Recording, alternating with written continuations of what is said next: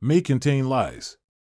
Discover how to thrive in a post-truth world in an era flooded with information from myriad sources. Distinguishing truth from deception has never been more crucial. Every day brings with it a bombardment of so-called data, facts, and evidence, but how do you ensure that your decisions are based on accurate information? Moreover, how do you prevent your own biases from leading you astray? The solution lies in understanding the mechanisms behind your thinking processes, the pitfalls that can distort your interpretations, and the strategies for mitigating these influences. In this speed read, you'll learn about the subtle power of the twin biases, confirmation bias and black and white thinking, and how they can skew your construction of reality. You'll explore the problems these biases introduce in accepting incomplete or misleading information as proof, and the practical solutions for overcoming these biases and deceptive plays to make informed and sound decisions. It's important to note that moving toward critical engagement with information isn't just about enhancing personal knowledge, but also about making responsible choices in a complex world, bettering our organizations and societies along the way. Recognize the biases traversing the landscape of our thoughts and judgments reveals a network of cognitive biases that subtly influence our perceptions and decisions. Chief among these are confirmation bias and black and white thinking, which together shape much of our understanding of the world, often without our conscious awareness. Confirmation bias operates on two levels: naive acceptance and blinkered skepticism. Naive acceptance occurs when we unquestioningly embrace information that aligns with our preferences or beliefs, while blinkered skepticism leads us to reject or rigorously contest information that contradicts our views. This bias is embedded deep in our psychological makeup, with roots in the brain's amygdala. In fact, we even enjoy a dose of dopamine whenever we successfully disregard information we consider disagreeable. The implications of confirmation bias extend to how we conduct searches for information. There's a tendency to overlook sources that might offer divergent viewpoints, leading to a reinforcement of existing beliefs rather than a broadening of understanding. Counterintuitively, this biased search pattern is made worse as people gain more knowledge, as it equips them with the tools needed for motivated reasoning, making them adept at dismissing contradictory evidence. Similarly, black and white thinking simplifies complex issues into absolutes. Things are either black or white. This cognitive shortcut was advantageous in historical contexts where quick, decisive action was necessary for survival. However, in today's nuanced world, such dichotomous thinking often leads to misconceptions. Black and white thinking manifests in extreme statements that claim universality, ignoring that reality is more often shades of gray. For example, the belief that something is entirely good or bad ignores the spectrum of impact different quantities or types can have, as seen with nutrients like carbohydrates or the mixed attributes of technologies like semiconductors. To counter these biases, it's essential that we consciously question our initial reactions to information. Asking whether we desire a statement to be true can uncover instances of naive acceptance, while considering the validity of a claim we dislike may mitigate blinkered skepticism. Similarly, scrutinizing statements for absolute language can help identify misleading black and white thinking. Recognizing these twin biases of confirmation and black and white thinking equips us with a more accurate assessment of information, fostering a more informed, discerning approach to the complexities of the modern world. By embracing this mindful engagement with information, we can navigate a path toward clearer understanding and more rational decision-making. Understand the problems. Understanding the pitfalls of the twin biases provides crucial insights into the limitations of how we process and interpret information. For instance, it's essential to recognize that a statement isn't inherently a fact and that the evidence presented as proof may not always withstand scrutiny. Let's start with the former. Statements often hinge on cited studies or quotes that might not be as definitive as they appear. Misrepresentation is a common issue, in which specific parts of a study are selected to support a point, potentially omitting crucial context that could alter the interpretation. Therefore, to evaluate a statement critically, we must verify the existence of cited evidence, ensuring that the conclusions drawn from the studies actually align with the results and that the data itself supports these conclusions. Moving to data, we need to remember that data alone is not conclusive evidence, as it may not represent causation but merely correlation.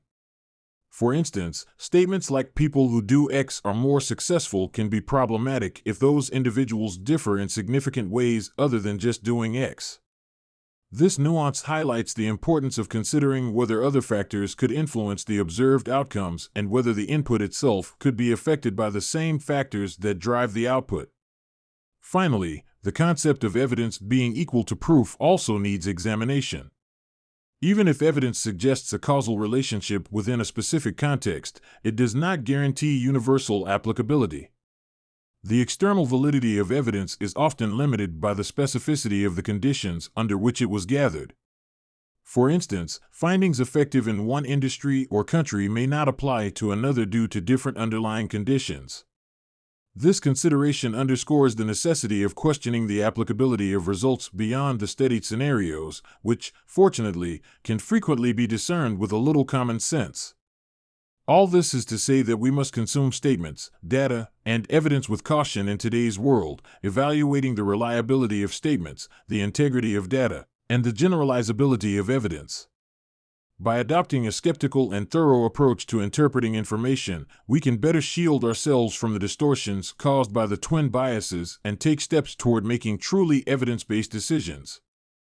Doing so simultaneously strengthens our capacity to engage with complex issues more effectively and to adapt our strategies to align with a broader, more accurate understanding of the world. Valuable commodities in a post-truth era.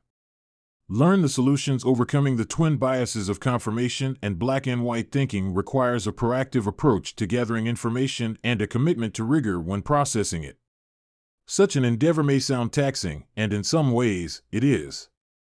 But in addition to the questions we explored in the last section, here are some rules of thumb to make thriving in this post-truth world easier. The first is to seek out opposing opinions. This can be achieved by analyzing articles that present contrary views or diversifying our media consumption to include sources across the political and philosophical spectrum. This broadened perspective can help challenge our preconceptions and reduce the risk of remaining locked in echo chambers. In scholarly research, peer review serves as a critical checkpoint in ensuring the reliability of conclusions and data. It allows us to benefit from the scrutiny of knowledgeable experts who can identify potential flaws in methodology or interpretation on our behalf. However, the process isn't foolproof. Recognizing this, we shouldn't rely solely on individual studies, but rather seek out systematic reviews or meta-analyses that reflect scientific consensus, providing a more robust foundation for our understanding. When evaluating non-peer-reviewed materials like books or company reports, we can weigh whether the content is balanced, assess whether it asserts excessively the fastidiousness of its findings, and consider whether the authors or institutions are credible and reputable. Ultimately, each of us plays a role in combating misinformation. This responsibility means careful vetting before sharing any study, acknowledging that sharing is an endorsement of its analysis, and resisting the urge to dismiss sources without genuinely engaging with their content. Similarly, we should approach discussions with the aim of understanding rather than merely winning, emphasizing finding common ground and articulating how different perspectives might jointly achieve shared objectives.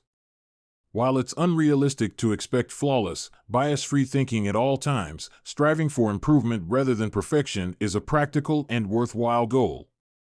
By enhancing our critical thinking skills and remaining vigilant against misinformation, we can make significant strides in our ability to interact with complex information critically and constructively.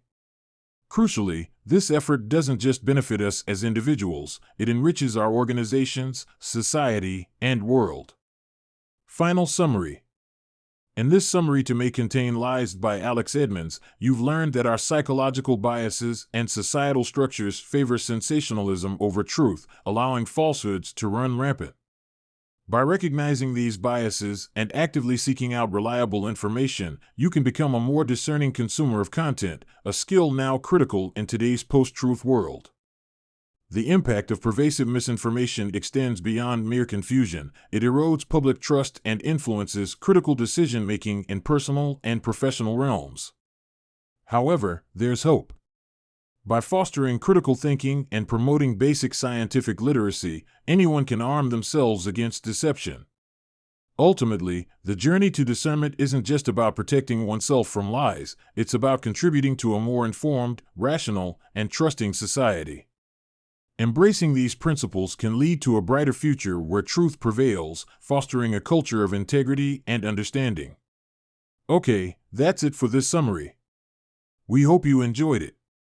If you can, please take the time to subscribe, and we always appreciate your feedback. If you would like to listen to the full audio summary for free, click the first link in the description. Thanks for watching.